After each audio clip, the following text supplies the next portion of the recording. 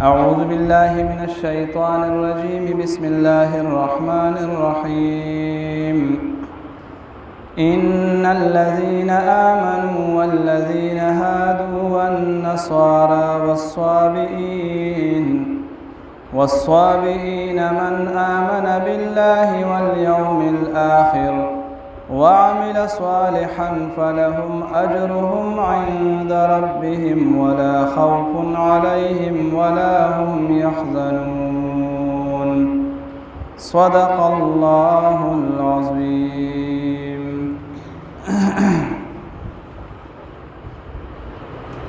مخکې آیتونو کې الله تعالی د یهودو چې کوم ناکاره خباثتونه او شرارتونه د هغې تذکره هغه بیان کړه،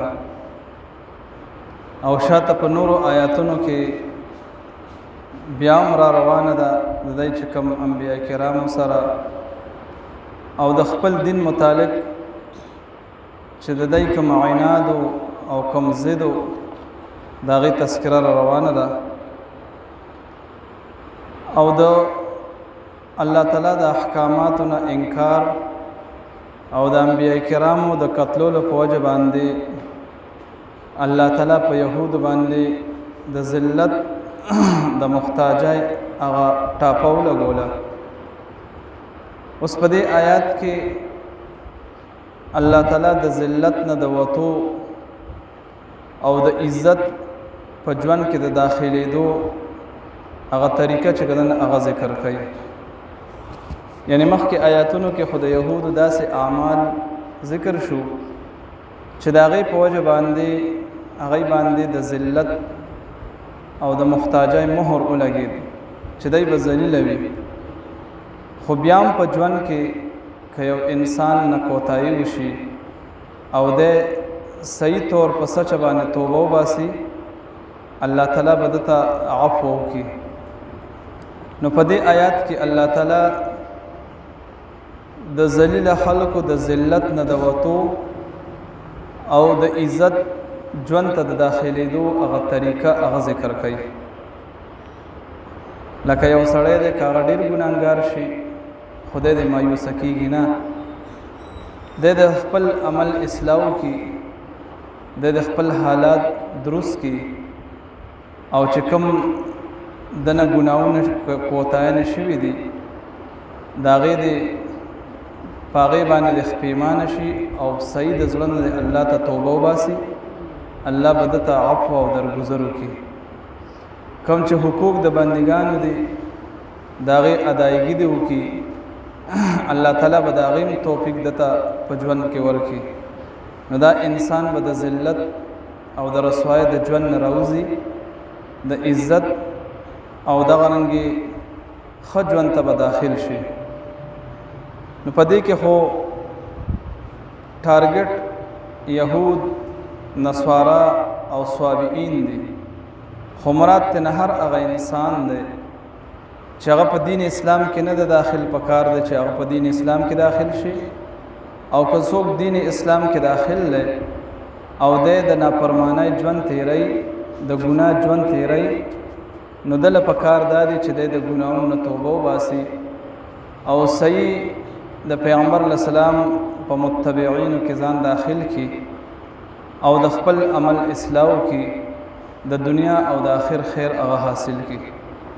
نو فرمایي ان الذین یقینا هغه کسان آمنو چې ایمان راوړی دی، والذین او هغه کسان هادو چې یهودیان دي،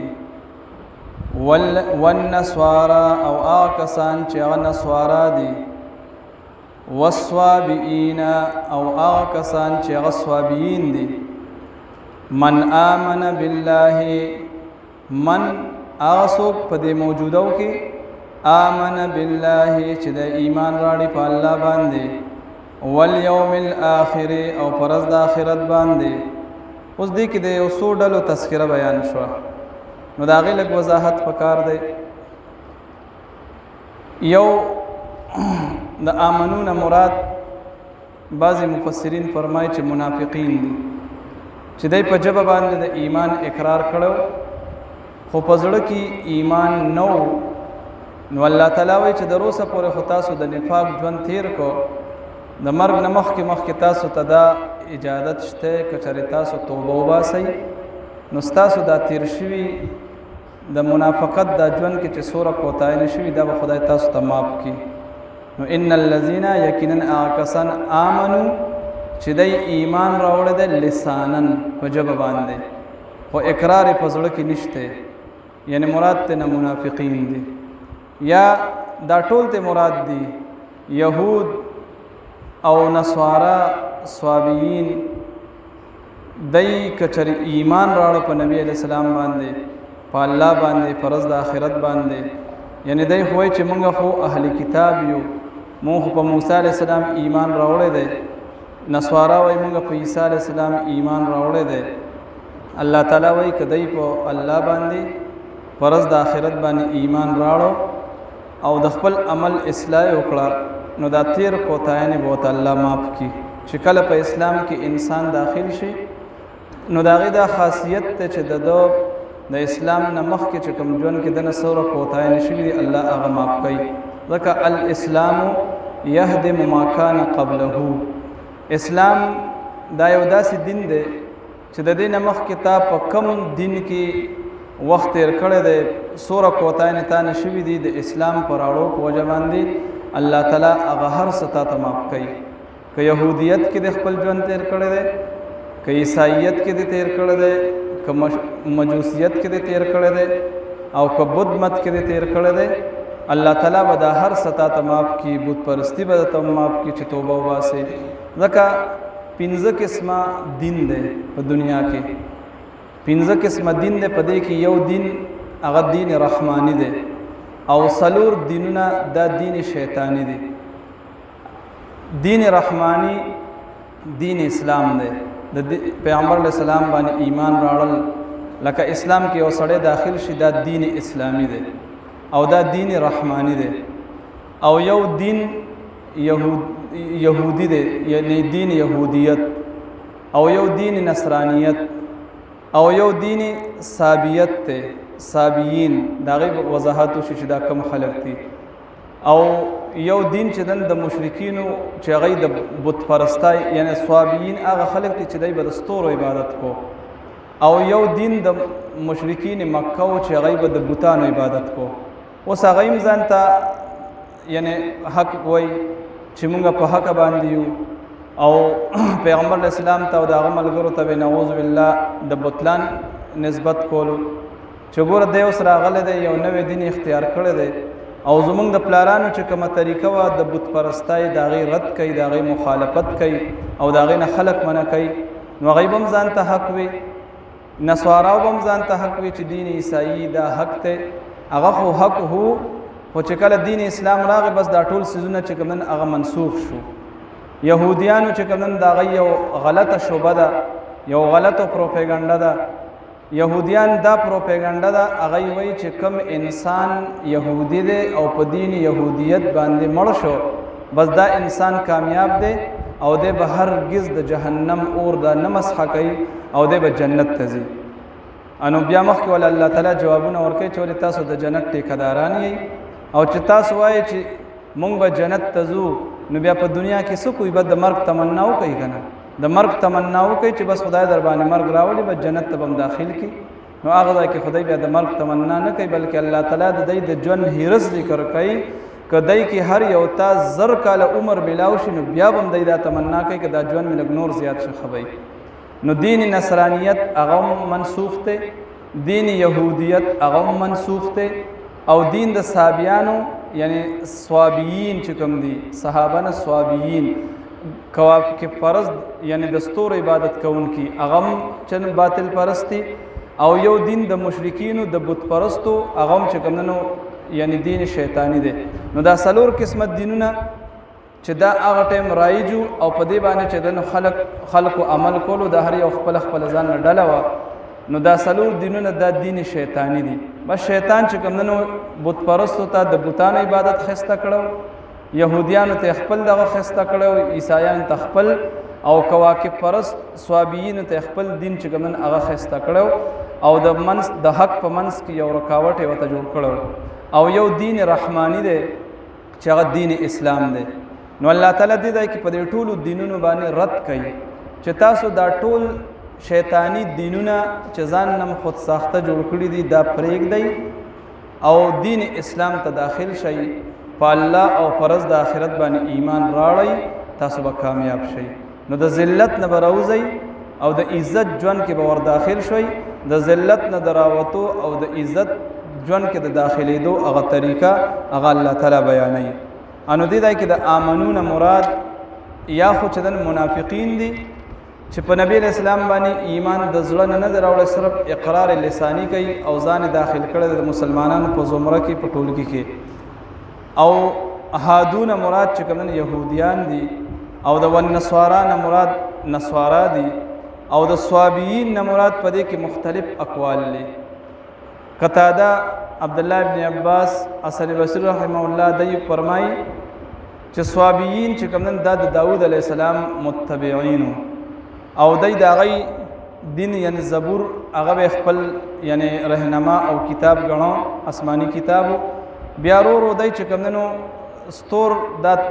ستورو کې تاثیر چې کومن هغه وګڼو چې دا ستوري دا تاثیر کوي. انو دای د ستورو عبادت شروع کو.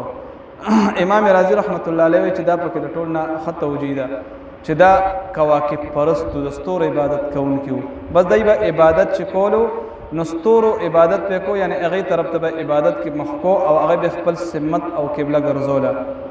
او بعض فرمایي چې دا یعنی بت پرستو کې راځي او بعض فرمایي چې دای ځان ته ابراهیمی وایي، د ابراهیم علی السلام ته ځان منسوب کوي.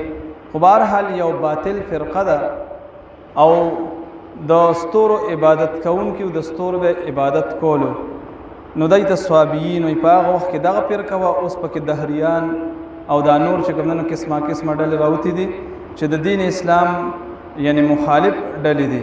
نو الله تعالی وایي چې دا ټول ډلې راجمع کې کاغه منافقین دي، که يهوديان دي، که نصارا دي او که صوابیین دي، دای ټول من هغه څوک آمن بالله چې دای ایمان راړي په الله باندې په دې ټولو ډلو کې هر یو چې دی اول یوم الاخر او پرز د آخرت باندې یعنی په الله ایمان راړي، پیغمبر علیہ السلام اخیری پیغمبر وګڼي، په نور ځایونو کې راغلي دي، په نور نصوصو کې ثابت دي.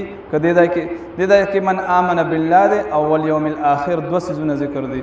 په نور ځایونو کې د نبی اسلام باندې د ایمان راړل، دین اسلام چې کومن هغه دین ګڼل او نور دینونه منسوخ ګڼل، دا ټول پکې داخل دي. نو الله تعالی وایي چې د ټولو کې هر یو چې دی چې دی په الله باندې ایمان راړي، پرز د آخرت باندې ایمان راړي، وعمل صالحا او دای عملو کې نیک یعنی د نبی اسلام په طریقه باندې خپل ژوند تیر کی.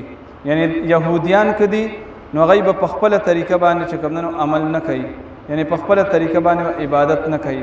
که عیسایان دي غیب خپل دین عیسایت په طریقه عبادت نه کوي.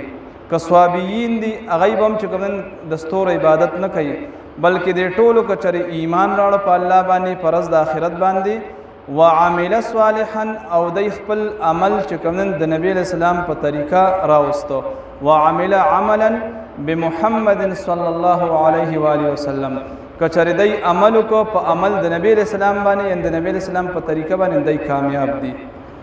وعمل صالحا او عمل وکنیک ان د سنت موافق، فلهم اجرهم عند ربهم نو پس د دای د پاره به اجر وی، ثواب به وی عند ربهم پنځ د رب د دای، ولا خوف علیهم او اس یره بنوی په دای باندې، ولا هم يحزنون او نه بدای غمجن کیږي.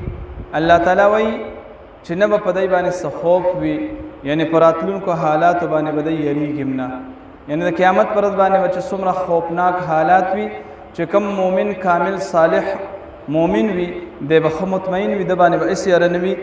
د قبر حالات چې راځي د چې قبر ته سوره ور نزدیکیږي دوره به خوشاليږي، یعنی دا سوره بزرگان چې کله د اخیری وخت د راشي نو د نورم چې شوق پیدا شي د آخرت ته، ځکه د بس وفات سره د الله تعالی دیدار او ملاقات شروع کېدو کی. نو دی قبر ژوند ته هم خوشحالېږي، دی وفات ته هم خوشحالېږي، دی به په میدان حشر کې هم خوشحاله وي چې کم مراحل دی ته را روان سیاره او څه خوب په دی باندې نه وي. د دې وجې نه یو بزرګو نو هغه چې په قبر کې کېښوده نو فرشتو ورته وی تا نه موږ یو څو سوالونه کوو. وی ښه وایي. نو هغوی ورته وایي چې من ربک، رب دې څوک دی؟ نو هغوی ورته تاسو کوم ځای نه راغلی؟ وی موږ خو د اسمان نه. وی د ځمکې د اسمانه څومره فاصله ده؟ وی دا خو ډېره زیاته فاصله ده. وی تاسو خپل رب یاد دی؟ وی او. نو وی تاسو دومره په سوونو کاله فاصله چې ده نو ووله، یعنې هغه خو به هغوی د سترګې په رب کې وله، خو ډېره فاصله تاسو خپل رب نه دی هېر کړی او زه چې نن 2 ګزه کته رالم ما به خپل رب هېر کړی. په دې طریقه به جواب ورکړو. ولې هغوی مطمئن وو، هغوی باندې به څه خوف نه و. او یو بل بزرګ نو هغه دغسې چا خوب کې ولیده، وی څه معامله وشوې؟ فرشتې راته رالې، وی ما ته چې من ربک ما دینک من نبیک، ما ورته چې په نظم کې درته ووایم که په نثر کې درته ووایم، یعنې په شعرونو کې درته ووایم چې دین مې څه دی، نبی علیہ السلام څوک و، رب مې څوک دی، یعنې د شعر په شکل کې، د نظم په شکل کې، د نعت په شکل کې درته ووایم که نه دقسې امار یې درته ووایم. نو دا هغه خلک دي چې دا نفوس مطمئنه دي. او مونږ تاسو چې کله کېدي نو مونږ ته چې وایي من ربک، نو مونږ خو دنیا کې رب پېژندل نه، مونږ ته چې ها لا ادري، ما ته پته نشته دا ته څه وایې. من نبیک، مونږ ته ها لا ادري.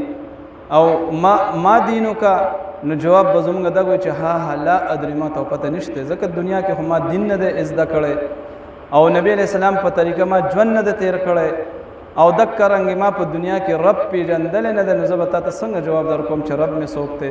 او چې چا پیژندلی په دنیا کې، چا د نبی علیہ السلام په اتباع کې خپل ژوند تېر کړی او چا چې دین اسلام چې کوم نن دا خپل د ژوند دستور ګرځولی، نو هغه به ورته جواب ورکوي چې ربي الله. او د نبی علیہ السلام په باره کې وایي چې دا خو زما پیغمبر دی، او د دین اسلام باره کې وایي چې دین الاسلام، دا به ورته په اسانتیا سره وایي. نو الله تعالی وایي چې ولا خوف علیهم، اس یره بنوي په دی باندې، ولا هم یحزنون، او نه به دی غمجن کېږي، نه به په تېر شوي باندې غمجن کېږي، نه به په راتلونکي حالاتو په دی باندې څه خوف او څه یره وي. بیا ورته غوږ کېدی. ان الذین، یقینا هغه کسان آمنو چې ایمان یې راوړی دی په ژبه باندې، یعنې منافقان، والذین او هغه کسان هادو چې یهودیان دي، والنسوارا او هغه کسان چې هغه نسوارا دي عیسایان دي، والصابئین او هغه کسان چې هغه د ستورو عبادت کوونکي دي. من آمن بالله، کچری ایمان راړی دی په الله تعالی باندې، والیوم الآخر او پر ورځ د آخرت باندې، وعمل صالحا او دی عمل وکړي د سنت موافق. عمل صالح د پیغمبر علیہ السلام په طریقه باندې خپل ژوند تیرول دي ته عمل صالح وایي. وعمل صالحا او دی عمل وکړي نیک، فلهم اجرهم، نو د دی دپاره اجر دی، عند ربهم، په نزد د رب د دوی، یعنې دی دپاره به اجر وي. دی چې کوم ژوند په یهودیت کې تیر کړی دی، هغه ټیم دین یهودیت لا منسوخ نه و، د هغې ثواب به ورته ملاویږي، د دین اسلام کې د داخلېدو اجر به ورته ملاویږي. او که چېرې دی نه په څه نقصان شوی وي د دین اسلام کې د راتلو نه مخکې الله تعالی وایي هغه به ورته زه معاف کړم، ځکه الاسلام یهدم ما کان قبله. نو د دی الله تعالی په نسبت باندې به د دی اجر او ثواب وي. دی چې هر څومره کوتاهي کړې وي الله به ورته معاف کړي. ولا خوف علیهم، الله تعالی چې کوم نو د امن پیغام ورکوي چې دی د دا یره نه کوي چې کله دین اسلام کې په صحیح معنو کې داخل شو، نو دی د دا نه وایي چې یاره مونږ خو په دین یهودیت کې یا دین نصرانیت کې ډېر ناروا کارونه کړي دي، مونږ دا کړي دي، مونږ ګناهونه کړي دي. الله وایي هېڅ پروا نشته، هر څه به ورته زه معاف کړم. یعنې د امن پیغام ورکوي الله. ولا خوف علیهم، اس یره به نه وي په دی باندې، ولا هم یحزنون، او نه به دی غمجن کېږي.